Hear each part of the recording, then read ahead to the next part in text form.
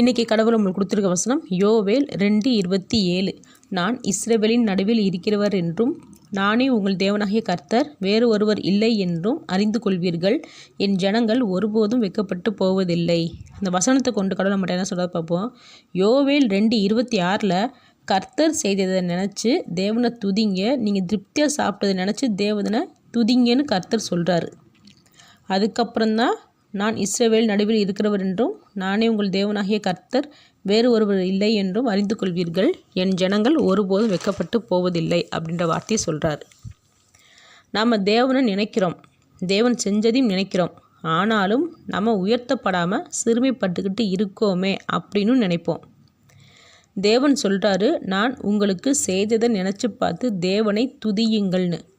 நாம் நினச்சி பார்க்குறோம், ஆனால் தேவனை துதிக்க மாட்டேங்கிறோம். துதிக்கிறதுக்கும் நன்றி சொல்கிறதுக்கும் வித்தியாசம் உண்டு.